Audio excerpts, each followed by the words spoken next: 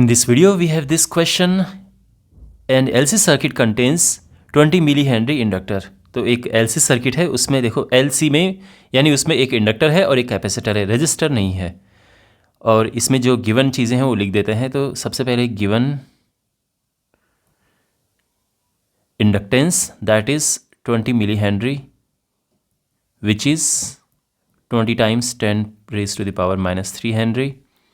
Capacitance is 50 microfarad and that is 50 times 10 raised to the power minus 6 farad. Initial charge is given, so charge is 10 millicoulomb which is 10 times 10 power minus 3 coulomb.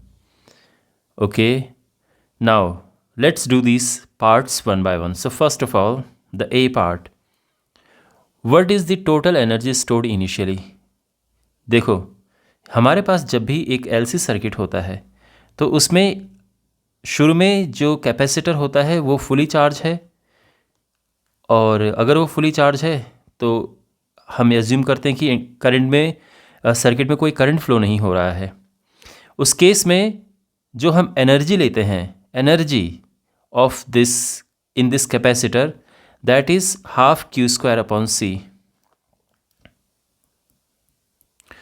और जब ये discharge हो जाता है, completely discharge हो जाता है, उस केस में करंट फ्लो होती है मैक्सिमम, और फिर सारा एनर्जी इस पे आ जाता है इंडक्टर पे, और वो एनर्जी का फॉर्मूला है हाफ एल आई स्क्वायर. दोनों केस से हम एनर्जी फाइंड कर सकते हैं, बट देखना ये होता है कि गिवन क्या है हमारे पास. और जब बीच का प्रोसेस होता है, मीन्स थोड़ा सा कैपेसिटर डिस्चार्ज है, थोड़ी सी करंट फ्लो हो रही है, तो उस केस में इनका सम एक कांस्टेंट होता है. तो इनिशियली चार्ज इसका मैक्सिमम है, उस केस में कोई भी करंट नहीं फ्लो कर रही सर्किट में, तो एनर्जी ये है. बीच के फेज में क्या होता है, थोड़ा सा इसमें चार्ज है और थोड़ी सी इसमें करंट है, तो इस तरह से टोटल एनर्जी निकलती है. और फाइनली क्या होता है कि सारी की सारा जो चार्ज ये पूरा डिस्चार्ज हो जाता है और करंट मैक्सिमम हो जाती है, और उस केस में करंट ये मैक्सिमम है और हमारा फॉर्मूला ये हो जाता है. तब हम ये फॉर्मूला यूज़ करेंगे एनर्जी फाइंड करने के लिए. तो ये कॉन्सेप्ट आप याद रखना. अब सिंस हमारे पास इस समय चार्ज दिया है इनिशियली, जो ये है कि ये कैपेसिटर का इतना चार्ज है, तो we are going to use this to find the energy of this capacitor. Okay, तो अप्लाई करते हैं यहाँ पे ये formula. Q is 10 milli coulomb upon C 50 microfarad. अब इसे सिंप्लीफाई करेंगे, नीचे तो हो गया ये 100, ऊपर 10 की पावर ये 100 हो गया 10 पावर माइनस 6, और डिनोमिनेटर में 100 10 पावर माइनस 6. वेरी नाइस, सब कट के 1 आ गया. 1 जूल इज़ द आंसर. ये टोटल एनर्जी है स्टोर्ड इनिशियली, और स्टोर्ड क्या पूरे प्रोसेस में कंजर्व्ड रहेगी, and this will be conserved during the process. और ये मैंने आपको समझा भी दिया कि क्यों कंजर्व्ड रहेगी. ओके, तो इस तरह से हम अपनी ये लाइन लिखेंगे. The energy will be conserved during LC oscillations as the energy will be shared between the capacitor and the inductor. ठीक है, तो ये फर्स्ट का आंसर हो गया है. Now let's move to question number let's move to B part. B part में हमें फाइंड करना है natural frequency of the circuit. तो फ्रीक्वेंसी का फॉर्मूला होता है 1/2 पाई रूट LC. ये सिंपली है फ्रीक्वेंसी का फॉर्मूला. अगर कन्फ्यूज़न है कि ये फॉर्मूला कैसे आया है, तो you need to understand that XL equals to XC जब हम करते हैं तो हमारे पास हो जाता है omega L equals to 1/ωc, and omega is angular frequency here, तो ओमेगा स्क्वायर आ जाता है 1/LC. That gives us omega equals to 1/√LC, and since omega is 2 pi into frequency, इस वजह से हमें ये फॉर्मूला मिलता है. तो ये चीज़ें आपको ध्यान में होनी चाहिए. वैल्यूज़ पुट करते हैं यहाँ पे, तो 1/2 into 3.14 square root L is 20 into 10 raised to the power minus 3, and C क्या है, that is 50 times 10 raised to the power minus 6, ये हो जाएगा 1/6.28 मल्टीप्लाई कर देते हैं इसका, और ये हो जाएगा, देखो 20 × 50 is what 1000 and 10 power -9 which is 1/6.28 into square root, देखो 10 की पावर में टोटल ये -6 हो गया बिकॉज 3 0 यहाँ पर हैं, तो प्लस हो जाएगा, तो यहाँ पे -6 हो गया। रूट से जब ये बाहर आएगा तो ये हो जाएगा 6.28 टाइम्स 10 पावर -3, और ये ऊपर जाएगा तो ये 1000 हो जाएगा, ऊपर जाएगा तो 10 पावर -3 हो जाएगा, विच इवेंचुअली विल बी 1000। तो दिस इज़ 1000/6.28, और इसे हम डिवाइड करेंगे तो ये आ जाएगा 159.24 हर्ट्ज़। तो ये तो आ गई है नेचुरल फ्रीक्वेंसी। एंड अगर हमें नेचुरल एंगुलर फ्रीक्वेंसी फाइंड करनी है, सो एज आई सेड, इसको ओमेगा से रिप्रेजेंट करते हैं, ओमेगा आर 1/√LC, एंड यहाँ पे वैल्यूज़ पुट कर देंगे हम। So it is 20 times 10 power -3 into 50 times 10 power -6, and you can C eventually ये कैलकुलेट होके 10 पावर 3 आ जाएगा, मीन्स 1000। और अब इसका जो यूनिट है that is, you can say radian पर सेकेंड, और जस्ट पर सेकेंड भी आप कह सकते हैं इस तरह से। तो ये है आपकी बुक के पीछे दोनों ही उन्होंने फाइंड कर रखे हैं, अगर आप आंसर में देखेंगे, natural angular frequency and this is frequency. ठीक है, now we have part C. At what time is the energy stored? Completely electrical means capacitor में सारी एनर्जी है, and completely magnetic means inductor में सारी एनर्जी है। तो 1 बाय 1 इन्हें लेते हैं। जैसे कि मैंने शुरुआत में आपको बताया था कि जो LC सर्किट होता है उसमें ये कैपेसिटर और ये इंडक्टर ये है। तो जब कैपेसिटर फुली चार्ज्ड होता है उस समय केवल एनर्जी कैपेसिटर में होती है, और जब फुली डिस्चार्ज होता है उस समय एनर्जी इंडक्टर में होती है। फुली चार्ज्ड का मतलब ये है कि जो Q at any instant is equal to Q fully charged, और फुली डिस्चार्ज का मतलब क्या होगा कि Q at any instant will be 0। ये है फुली डिस्चार्ज का मतलब। तो खैर पहले सिचुएशन में जो कैपेसिटर है वो completely electrical energy means charge पूरी एनर्जी कैपेसिटर में स्टोर्ड है, फुली चार्ज्ड है। उस केस में देखो फॉर्मूला ये है कि at any point at any moment जो फॉर्मूला होता है चार्ज का that is Q cos omega t, means ये हो जाता है Q cos 2π/t times t। अच्छा, अब ये मैक्सिमम कब होता है? मैक्सिमम होने के लिए इस चीज़ को 1 होना पड़ेगा, यानी जो ये वाला पार्ट, देखो ये चीज़ मैक्सिमम कब होगी? ये चीज़ मैक्सिमम तब होगी जब ये 1 होगा। अब हम उसमें -1 भी ले सकते हैं, है ना।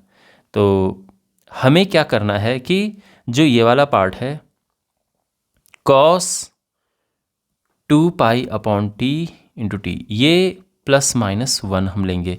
और ये सिचुएशन कब आती है? ये आती है, देखो अगर हम 1 की बात करें तो वो होता है पाई, अगर हम 1 की बात करें cos थीटा इक्वल्स टू 1, ये कब होता है?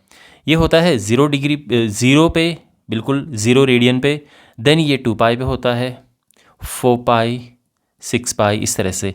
अगर हम -1 की बात करें तो cos थीटा -1 होता है पाई, 3π 5π 7π एंड सो ऑन इस तरह से।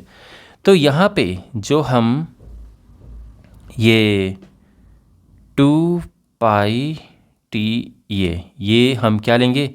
ये है 0, देन पाई, 2π 3π 4π 5π इस तरह से। पाई से पाई कैंसिल हो जाएगा, और आप देखो तो t आ जाएगा 0, देन इट इज़ t/2, है ना।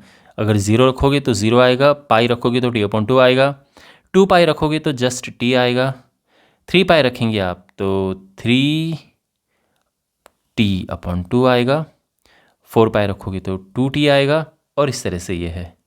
तो ये वैल्यूज़ यानी इन टाइम पे, जब जो टाइम है वो इस तरह से है, और ध्यान रखना जो इसमें टाइम पीरियड है वो क्या है।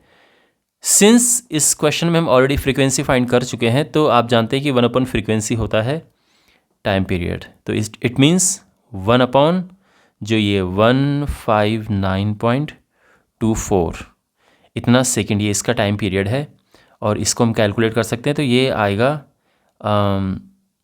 0.00628 सेकेंड, इस तरह से। तो ये टाइम पीरियड है, बट एक्चुअल में आपको ये ध्यान में रखना है कि इस टाइम पे ये जो एनर्जी है ये पूरी की पूरी कैपेसिटर में, यानी जो कैपेसिटर है ये फुली चार्ज्ड है।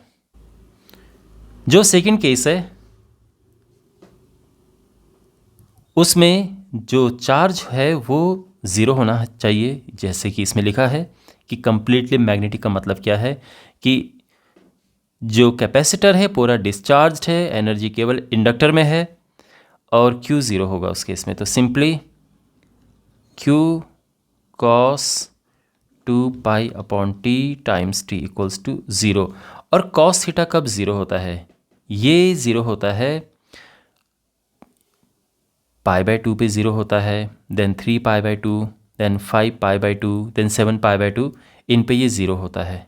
तो देयरफॉर जो ये 2π/T इंटू टी ये है, ये क्या होगा? तो एज आई सेड कि ये ज़ीरो होता है, एक तो π/2 पे है, 3π/2, 5π/2, 7π/2 एंड सो ऑन। और इस केस में अगर हम फाइंड करें टी, तो ये हो जाएगा पाई से पाई कैंसिल, और simply T/4, then 3T/4, then 5T/4 and so on, इस तरह से। और एज आई सेड कि जो टाइम पीरियड है ये हम शुरू में लिख देंगे कि टाइम पीरियड इतना है। You can convert this in millisecond, it will be 6.28 millisecond. And पहला केस में टाइम पीरियड जो टाइम है वो इस हिसाब से है, और दूसरे केस में जो टाइम है वो इस हिसाब से है। ठीक है। डी पार्ट है, at what times the total energy shared equally between the inductor and the capacitor. यानी जैसे कि मैंने आपको बताया कि ये है कैपेसिटर और ये है इंडक्टर। कैपेसिटर की जो एनर्जी और इंडक्टर की एनर्जी इक्वल होनी चाहिए। इक्वल का मतलब क्या है कि दोनों में हाफ हाफ होगी। इसका मतलब ये है कि जो इसकी एनर्जी है, energy in capacitor that should be half of जो मैक्सिमम एनर्जी इन कैपेसिटर। जो कैपेसिटर की मैक्सिमम एनर्जी है, मींस क्या थी इसकी maximum energy? Half of Q²/C। यही एनर्जी थी मैक्सिमम स्टार्टिंग में, बट हमें बताना है वो टाइम जब ये एग्जैक्टली हाफ है। एग्जैक्टली हाफ का मतलब ये है कि कैपेसिटर और इंडक्टर में इक्वली शेयर्ड है। क्वेश्चन में यही कहा गया है कि equally shared between inductor and capacitor. अच्छा, अब यहाँ पर जिस समय एनर्जी इसमें हाफ थी उस समय हम ये अज्यूम करके चल रहे हैं कि जो चार्ज है ये Q डैश रहा होगा। इस वजह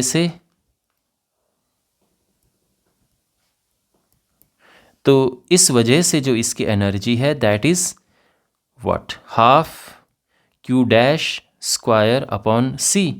और ये कितना है? ये है 1/2 इंटू Q²/C, इस तरह से। तो अगर हाफ से हाफ हम कैंसिल करें, इसे कैंसिल करें, तो clearly you can see that Q dash मिल रहा है Q/√2। ठीक है, इतना क्लियर है। अच्छा, now as I said in the previous solution, जो सी पार्ट में हमने किया था कि Q dash is actually Q cos 2π/T times T। तो ये हो जाएगा, और ये कितना है? ये है Q/√2। तो Q से Q कैंसिल हुआ, and cos 2π/T times this, ये हो गया 1/√2। 1/√2 किस सिचुएशन में होता है? तो ये होता है cos π/4 में। तो देयरफॉर जो ये एंगल होगा ये हो जाएगा। अब देखो cos π/4 है, लेकिन वो एक राउंड कंप्लीट करने के बाद फिर इसमें 2 पाई प्लस हो जाएगा, फिर 2 पाई और प्लस हो जाएगा। तो बेसिकली ये होगा कि π/4 है, और इसके अलावा 2 pi plus π/4, then 4 pi plus π/4। तो जो हम इसका जनरल लिखेंगे वो है कि 2n + 1 × π/4, ये एक जनरल आएगा। और यहाँ हम पाई से पाई कैंसिल करेंगे, तो जो t है that will be 2n + 1 t/8, और ये हमारा आंसर है। ओके, और अब हम अगर पुट करें वैल्यू n = 0 1 2 3 4 इस तरह से, तो t क्या आएगा? अगर हमने 0 1 पुट किया, अगर हमने n की जगह पे 0 पुट किया तो क्या आएगा? t/8। n की जगह पे 1 पुट किया तो क्या आएगा? 3t/8। 2 पुट किया तो 5t/8, और so on. This is our answer. Fine. अब हमारे पास ये लास्ट पार्ट है, और इसमें लिखा है कि अगर इस सर्किट में, जो कि अभी हमारे पास इस तरह से है, और बीच में हमने एक इसमें इंसर्ट कर दिया एक रजिस्टर, यानी कैपेसिटर, और ये तो ओरिजिनली था, एक रजिस्टर हमने इंसर्ट कर दिया है। How much energy is eventually means finally dissipated as heat. तो क्योंकि ये एलसी ऑसिलेशन है, ये चलता रहेगा, प्रोसेस कंटिन्यू रहेगा, इस वजह से इसकी एनर्जी धीरे धीरे हीट के रूप में डिसिपेट होती रहेगी, और इवेंचुअली सारी की सारी ख़त्म हो जाएगी। तो हमारा जो आंसर होगा, हम लिखेंगे कि if a resistor is inserted in the circuit, then the total initial energy is dissipated as heat energy in the circuit. Alright, तो इस तरह से हम अपना आंसर लिखेंगे। आई होप आपको समझ आ गए होंगे ये सारे पार्ट्स इसके। If you have a doubt, ask in comment box. Thanks for watching the video. Take care.